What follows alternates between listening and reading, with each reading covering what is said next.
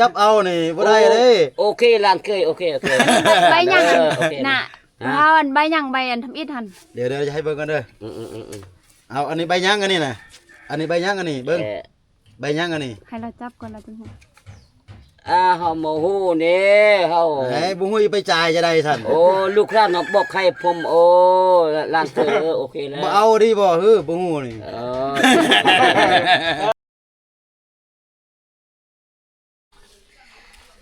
กับสบายดีสวัสดีพ่อแม่พี่น้องฟังลาวฟังไทยทั้งในและก็ต่างประเทศมาพบกับครูอรดาสาวบ่อแก้วอีกแล้วเนาะคลิปนี้พาพ่อแม่พี่น้องเนาะมาตามหาทรายคนหนึ่งว่าซ่านมาตั้งแต่บ้านตรงกลางบ้านน้ำก้อไม่ยังครูดอยตรงกลางน้ำก้อเดี๋ยวพาไม่ยังครูดอยบ้านตรงกลางน้ำก้อน้ำเมี่ยงน้ำแล่มเนาะตะซอกห่ามุกนำลุยไฟประจนภัย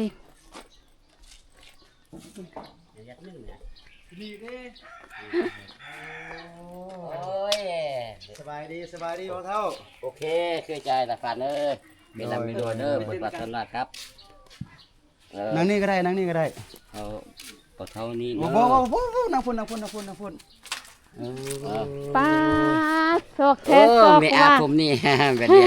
ชุกไฟดีเป็นเด็กชุกตาเด้อ กินได้ยังเรากินได้เกิน พอเรายัดตะจ้องนี่นี่ ว่าใจโศก แม่มั หาน ก็ เห็น เป็นกันเนาะเคยใจ ไปยังมายังยางมาฮอดพี่ เฮาไปอยู่กับแม่เอื้อยไผเฮาเสียนี่ อ๋อ ไม่อ่านเด้อ โดย พออยู่มาฮอดที่แล้วเอื้อยไผเฮาเสียเลยก็ลูกไผเฮาอยู่นำลูกไผที่นี่นี่ลูกไผล้านกันอันนี้นี่แม่นอันธรรมดาแล้วเฮาก็มีกัน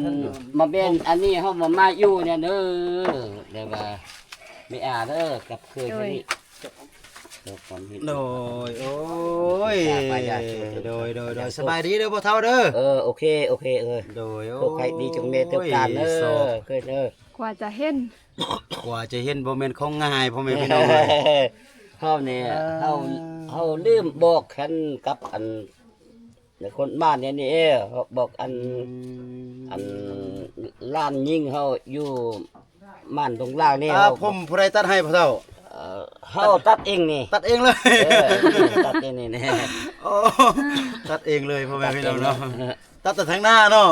ตัดอยู่ทางหน้าเลยอันนี้ มันปุ๊กนี่เนาะมันปุ๊กหน้าเลยเนาะ โดนเด้อ เกิบก็บ่ใส่ บ่ใช่แล้ว กึบบ่ใส่ยางมาแล้วล่ะเนาะ นำมาแล้วแหละเคยเยอะครับไม่อาบ กินข้าวแล้ว ยังบอกบึดหนึงก่อนกิน มื้อหนึงค่อยกิน เนี่ยยังบ่กินตึก เฮ็ดจะได้เด้ ร้านเคยเฮาบอกใครมาเยี่ยมยามกินเหล้ากับร้านเคยอีกหนึงครับนี่นี่ ตัดออกได้เด้อวันนี้เด้อบ่ต้องว่ากินเหล้าพ่อเฒ่า มันน่ะกินอีกหนึงแหละเคยบัง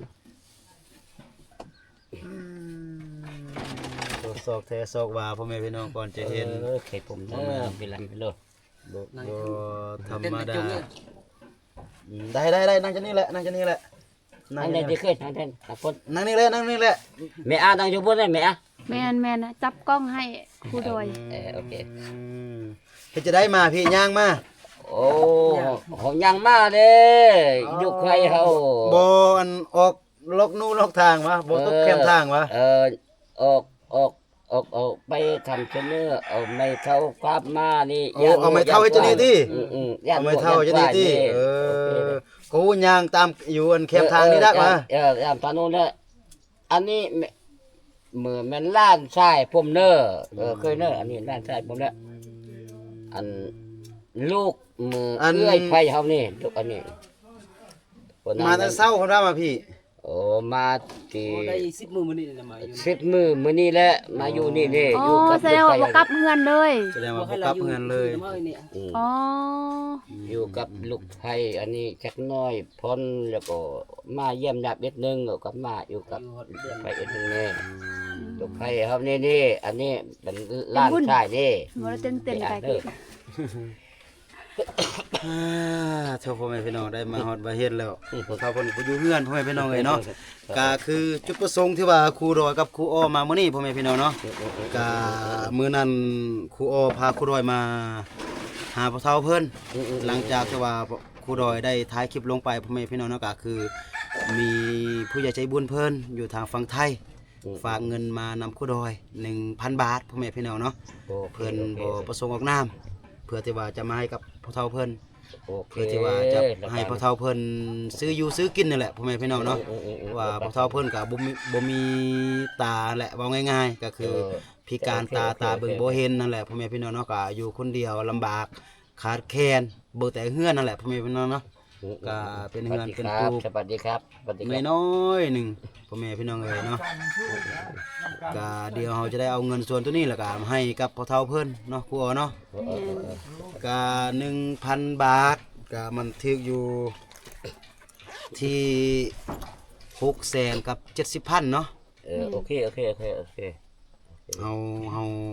แตกเป็นเงินกีบให้พ่อเฒ่าเพิ่นเป็นที่เรียบร้อยพ่อแม่พี่น้องเอ้ย โอเคอันนั้นก็ได้เด้อทางร้านเคยทางไม่อ่านเนาะเนี่ยเนาะไปลำเด้อไปเอาตังค์มาเจอเพื่อนรถมาไกลเด้อร้านเคยเด้อทางร้านเคยคนนี้ไม่อ่านเนาะอันนี้เด้อไปลำไม่รวยเด้อไม่อ่านเด้อ โดย ถูกสมพรปากเด้อ ไปตามมาขอเทือนทดสอบ สิได้ไปเฮ็ดบุญตัวยอดตลอดไป ไม่อ่านผมเด้อ เฮ้ยให้ร่ำให้รวยให้สมพรปากจะได้มาช่วย กว่าสิเห็นบ่แม่นของง่ายเนาะครูอ๋อเนาะ แม่น นี่เป็นตาปลายมัน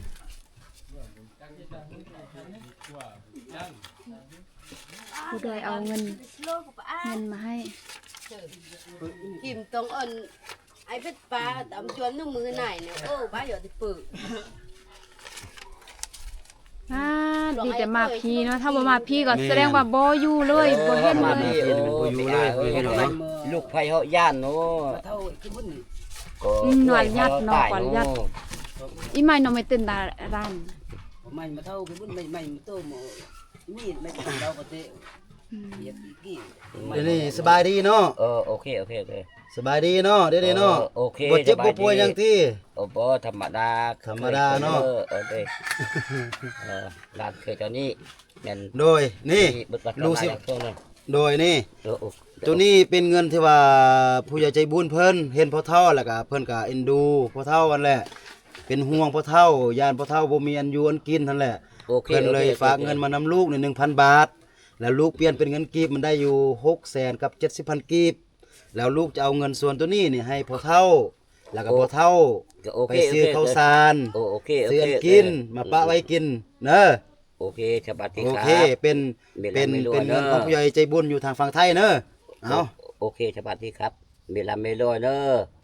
โดยเอา โอเคเด้อ ให้พรอันอวยพรให้ผู้ใหญ่ใจบุญเพิ่นเด้อ โอเคสวัสดีนำมือเป็นแต่ปึงแต่ปัดเป็นแต่ปึงมา chìm mặt mấy kia nên là phút khai hụp สุข này คอย để ảo มีจงมีแก่ทุกท่านเด้อ โดย หลานเคยเด้อ โดย ครับ โดย ไม่อาบผมนี่ไม่ลำไม่รวยครับเนาะ ครับ อย่า ครับ เป็นเบิดเป็นหมูเป็นแม่ โดย เขาอยู่ดีไม่แห้ง ดีใจบ่ได้เงินไปซื้อข้าวสารเดี๋ยวนี้ โอ้ขอบคุณมากขอบคุณครับขอบคุณอัน บ่ นี้ ธรรมดา ผมนี่อยู่กับลูกไผ่ทะเนเนอและลูกเคยหลานเคยเนออันนี้มีแอบผมตอนนี้มียุ่งมีทุกเนอ có thể cọ โดย nó bự này là ôi vì đây có mùi này còn lấy nhợp cho bự เด้อ này โอ้เด้อใหญ่แน่เนาะ เพิ่นก็อยากเว้าอยู่พ่อแม่พี่น้องเนาะแต่ว่าเพิ่นเว้าภาษาลาวแดออกไทยแดแบบบ่ค่อยฮู้ปานใด แม่น แต่ว่าถ้าเป็นเว้าเป็นชนเผ่านี่ก็อาจจะคล่องแคล่วอยู่เนาะ แม่น แต่ว่าเพิ่นเว้าแบบบ่ค่อยฮู้ภาษาลาวปานใดพ่อแม่พี่น้องเอ้ย เออหลานเคยเท่านี้ ก็มีแต่ให้พ่อเฒ่านี่สู้ๆเด้อ โอเค เป็นจะได้จุลูกจุล้านก็เป็นกำลังแห่งใจให้พ่อเฒ่าเด้อ โอเคสวัสดีครับเนาะหลานเคยเนาะอันนี้ โด นะ ยหลานเคยกับ บ่ลง เมอา บ่ลืม ผมนี่เมลาเมลัวเนอะ ครับ ซื้อได้ ไปแม่นเด็ดสบกไปพบตาเราตัวเทือนเด้อลาเคยเด้อ ครับ เนี่ยไม่ลำไม่รวยอย่าไกลเป็นบุญเด้อ โดย ให้ผัวแซงนางแก้วเด้อลาเคยเด้อ โดย สวัสดีปีใหม่ครับ ทุ โอเคเวลาไม่รวยมือชันวันดีมือชี้วันงามเนาะรอดปลอดไปเนาะ โดย ลาเคยกับแม่อาป๊อบปะเท่าเท่านี้เนาะ โดย ปันมาเด้อ โดยเป็นยังไงเนาะโอเคนะครูอ๋อเนาะ โดย ครูอ๋อมีหยังจะเว้าตึมบ่ ก็มีแต่ว่าขอให้พ่อเฒ่ามีสุขภาพแข็งแรงแล้วก็อยากให้อันพ่อเฒ่าอวยพรให้ผู้ใหญ่ใจบุญเพิ่นได้แบบมื้อหน้าเนาะบ่มื้อนี้บ่เป็นดอกมื้อหน้าค่อยบอกก็ได้ โอเคขอบคุณมากเนอะแม่อาเน เพิ่น อะ ก็ แม่อาเนอะ เพิ่นก็ขอบคุณแล้ว ทางไอจานทางแม่อาผมดีๆเนาะอันนี้ร้านเคยเนาะอันนี้มันแม่อาผมนี่เป็นแม่นครูแม่อาจารย์มีบทบาทปันมาเนอะไปเขาตามมาด้วยรถปลอดภัยมีอยู่นี่มีสุขอยู่นี่มีลมเนอะแม่อาเนอะเห็นเนอะ โอ้ยขอบใจหลายๆขอบคุณค่ะ ขอบคุณมากเนอะแม่อาเนอะ แล้วเงินนี่เก็บไว้ดีๆเลย โอ้เก็บดีๆโอ้ บ่เก็บไว้นี่เบิ่งบ่เห็นนี่ผู้หนึงคนอื่นนี่มาจับเอานี่บ่ได้เด้ โอเคร้านเคยโอเค ใบหยัง โอเค น่ะ ฮะ เฮาอันใบหยังใบอันทำอิฐหั่น เดี๋ยวจะให้เบิ่งกันเด้อ อืม เอาอันนี้ใบหยังอันนี้น่ะอันนี้ใบหยังอันนี้เบิ่งใบหยังอันนี้ ให้เราจับก่อนเราจังฮู้ เฮาโมโหนี่เฮา ไอ้บ่ฮู้สิไปจ่ายจะได้ซั่น โอ้ลูกค้าน้องบอกให้ผมโอ้ร้านเธอโอเคแล้ว บ่เอาดิบ่เฮ้อบ่ฮู้นี่ ไปกับบู เอาใบใหญ่สุดนูว่ามัน อันนี้เด้อใบหยังเอาเบิ่งอันนี้คือฮู้อยู่นี่น่ะ เพราะว่ามันเป็นใบใหญ่ อันนี้50 50 ไม่เส้น ไม่ใช่ ไป แล้ว แซนไปแซนเนาะ เขากาค่ายใครอยากสู้เลย มันแจ้งมันก็ โอเคเนาะ บ่แจ้งมัน โดย แล้วโอ โอเคสั้นจุลูกจุลานจะได้กลับก่อนเพราะว่าจุลูกนี่อยู่ไกลเด้ โอเคเด้อบุตรวัฒนาเด้อ โดย มีลำไม่รวยเด้อโอเคเด้อ โดย ร้านเคยเท่านี้กับแม่อาเท่านี้ไปตามบ้านตัวเพื่อนเด้อ โดย ใกล้ๆเป็นมนต์เรื่องปุดเป็นแม่ให้ผัวแซงนางแก้วเด้อแม่อาเด้อสวัสดีครับเนาะ โดย เดี๋ยวนี้ไปตึกเด้อตามกูเป็ดเตปึงปลาทูเป็ดเตปึง โอ เนาะ เคแล้วครูอ๋อเนาะเฮาจะได้กลับก่อนเพราะว่ามันแรงแล้ว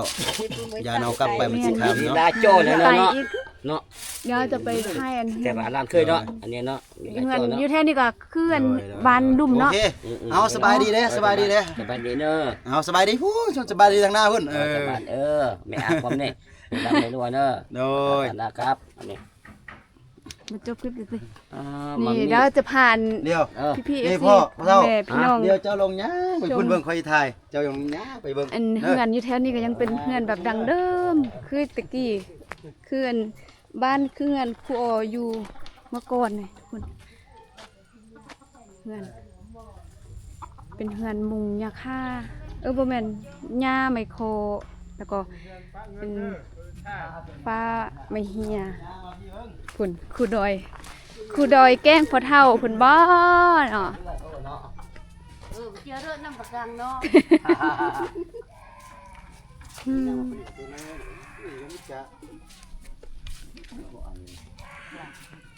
จะขึ้นคันใดติ อันนี้เนาะโอเคเนาะ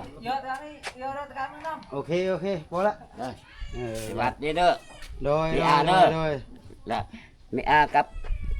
ร้านเคยมีโชคมีลาภเด้อจะใจเด้อไม่อาเด้อ โดย เป็นปีใหม่ เดี๋ยวเอา สุขภาพแข็งแรง เอาเงินมาดูเฮา